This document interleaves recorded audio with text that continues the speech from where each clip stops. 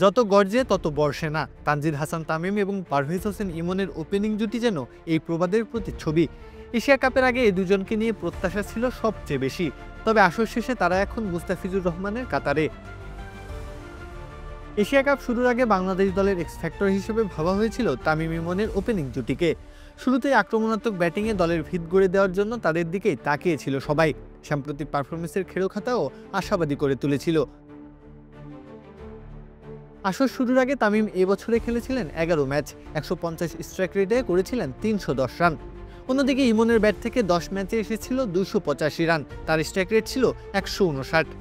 এমনকি ৯টি টি-টোয়েন্টিতে তাদের জুটি থেকে এসেছিল ২৪৪ রান, এটাই ছিল দলের যে কোনো উইকেট জুটিতে সর্বোচ্চ, আর যার স্ট্রাইক রেট ১৫৪.৪৩।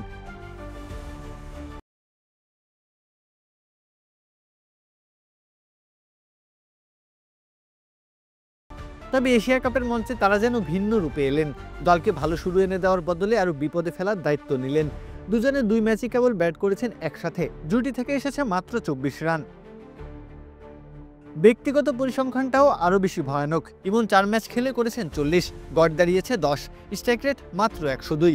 অন্যদিকে তামিমের ব্যাট থেকে ৫ ম্যাচে এসেছে ৬৭ রান, ব্যাটিং গড় ১৩.৪০। গড়ের হিসাবে যা অনেকটা দলের ১১ নম্বর ব্যাটার মুস্তাফিজের কাছাকাছি।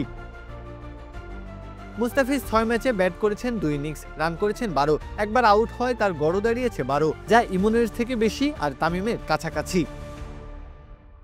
এই পরিসংখ্যান কিছুটা ব্যঙ্গাত্মক হলেও দলের জন্য নিশ্চয়ই চিন্তার বিষয়। ওপেনার ব্যাটারদের এমন পারফরমেন্সের পর দলের জন্য ভালো ফলাফল নিয়ে আসাটা বড্ড কঠিন, তার জলজ্যান্ত প্রমাণ বাংলাদেশের এমন এশিয়া কাপের ব্যর্থতা। প্রত্যহ কাব্য, খেলা ৭১।